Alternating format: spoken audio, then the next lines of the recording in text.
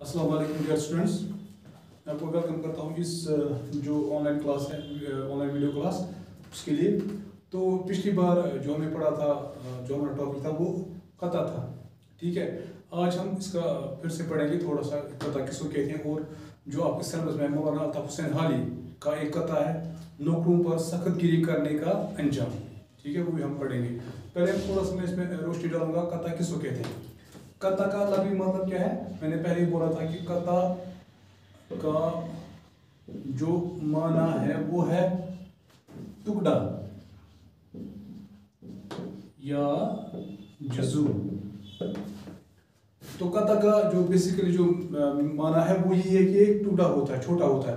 इसमें जो अशार की तादाद वो कितनी होती है, वो अशार की जो तादाद होती है वो 2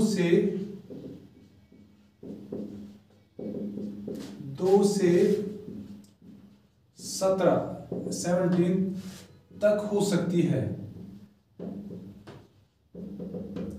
जो अशार की तादाद है वो 2 से 17 तक हो सकती है। इसके अलावा भी हो सकती है, कोई ऐसे किताबें भी हैं जो जिनकी अशार बहुत ज़्यादा है, 17 से भी ज़्यादा है। और इसमें क्या होता है, ये नज़म की हायत में होते हैं या गज़ल की हायत में होते हैं, क्योंकि इसमें जो हर एक शेर का जो दूसरा शेर होता है, हर एक शेर का जो दूसरा मिसरा होता है वो क्या होता है, वो होता है हम काफिया।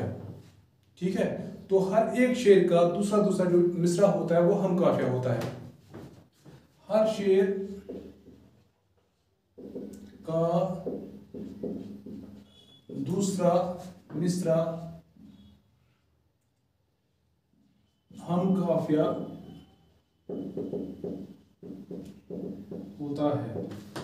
पहले क्या था कि कता को, जैसे आप गज़ल पढ़ते हो या नज़म की जो मकबूलियत है, इसको नहीं थी। लेकिन फिर जब जो बड़े शायर हैं उर्दू में, जैसे अल्लामा इकबाल रहमतुल्लाह अलैह है, अल्ताफ हुसैन हाली रहमतुल्लाह अलैह है, या इसी तरीके से मिर्ज़ा गालिब, जब उन्होंने इसमें अपना कलम चलाया, तभी इस जो ये सिनफ शायरी की सिनफ है ये मशहूर हुई।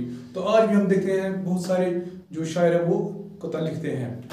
ठीक है, तो ये हुआ कता का थोड़ा सा जो मैंने आपको बोला, ये हमने ऑलरेडी पढ़ा है, तो फिर से रिपीट करने के लिए मैंने ये आपको बोला। अब जो आपका कता जो आपके सिलेबस में है वो है मौलाना अल्ताफ हुसैन हाली का, जिसका नाम है नौकरों पर सख्त गिरी करने का अंजाम। नौकरों पर सख्त गिरी करने का अंजाम। तो जो ये नज़्म है भाई, ये मौलाना अल्ताफ हुसैन हाली ने लिखी है, जो इसकी नज़्म निगार है, कता निगार है। तो जो इसका मफहूम है, मतलब सेंट्रल आइडिया वो ये है कि हमें जो भी नौकर होते हैं किसी के घर में, या उसको उनके साथ कैसा बर्ताव करना चाहिए। ठीक है, और इसमें ये भी है जो हमारे मातहत होते हैं, हमारे अंडर होते हैं, उनके साथ भी कैसा बर्ताव होना चाहिए। हमें उनके साथ एक नेक सलूक करना चाहिए। ठीक है, जो भी हमसे छोटा है या हमारे अंडर आता है या हमारा नौकर है, उसके साथ आपका बर्ताव क्या होना चाहिए, क्या उसके साथ सलूक करते हैं, तो उसी बारे में ये एक कता है जो मौलाना अल्ताफ हुसैन हाली ने लिखा है।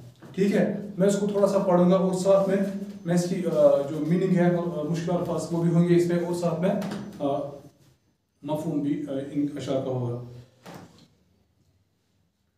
तो शुरुआत हम करते हैं। एक आका था हमेशा नौकरों पर सख्त गियर, दरगुजर थी और न साथ उनकी रियायत थी कहीं। तो इसमें जो डिफिकल्ट वर्ड है वो है सख्त गियर। सख्त गियर का मतलब है सख्ती करने वाला।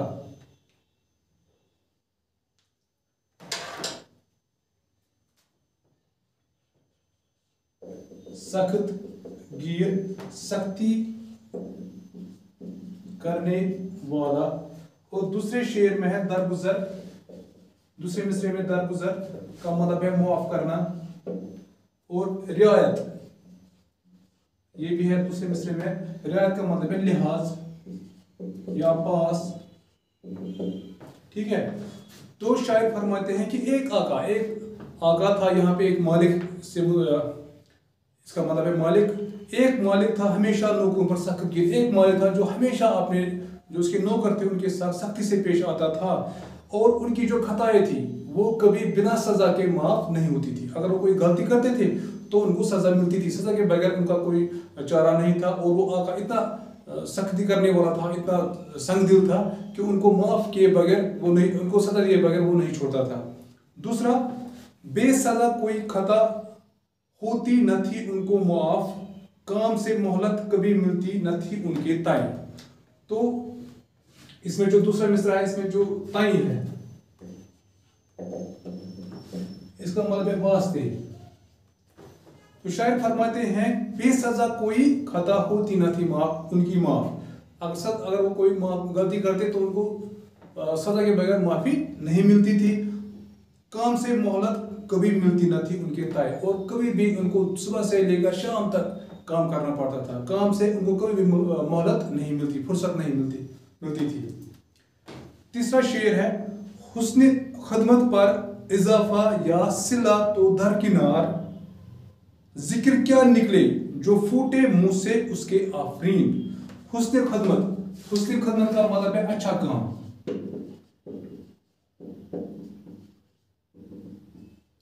अच्छा काम, सिला का मतलब है इनाम, दरकिनार इसका मतलब है एक तरफ,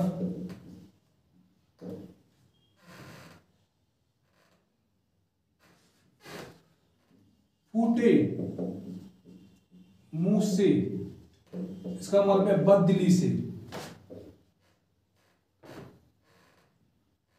आफरीन का मतलब है शाबाशी।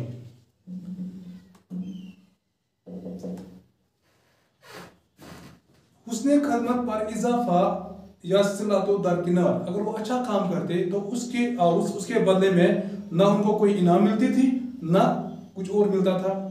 जिक्र क्या निकले जो फूटे मुंह से उसके आफरीन, और जिक्र भी वो नहीं करता था अपने मुंह से। अपने यहाँ पे फूटे मुंह का मतलब है बददिली से, मतलब अगर कोई अच्छा नौकर कोई अच्छा काम करता था उसको शाबाशी देना वो उसका काम नहीं था, वो कभी भी उनको शाबाशी नहीं देता था। चौथा, पाते थे आका को वो होते थे जब उससे दो चार का मतलब है सामना होना।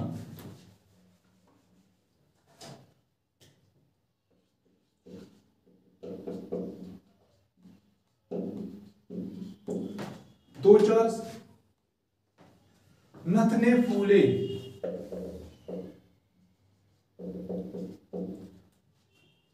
नाराज होना,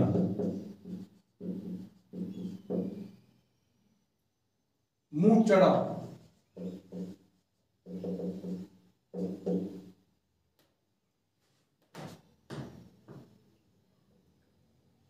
चढ़ा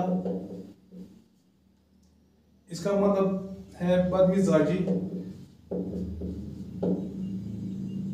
माथे पर बल बहुत गुस्सा, अबरू पर चैन,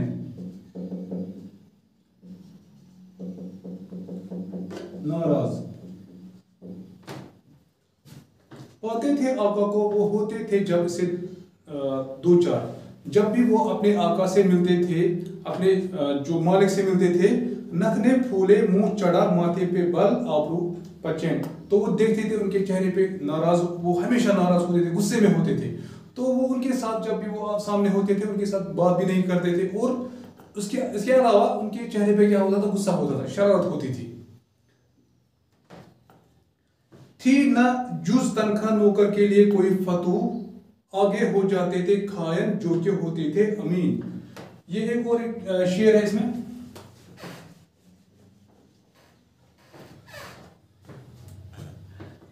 थी न जुज तनखा, जुज का मतलब है सिवा,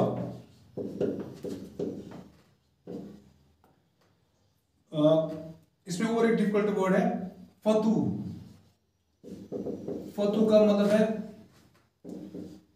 बालाई आमदनी या कामयाबियां।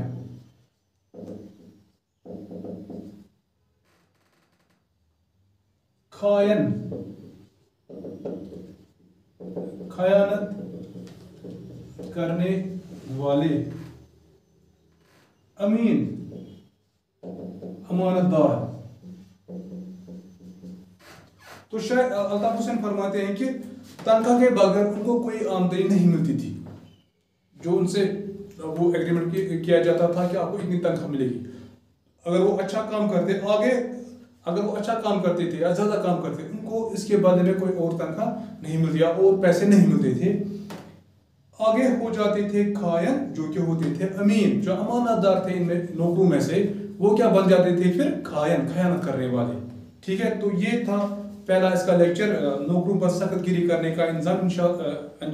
इंशाल्लाह जो नेक्स्ट है इसके और जो अशार है वो दूसरे लेसन में पढ़ेंगे। तब तक के लिए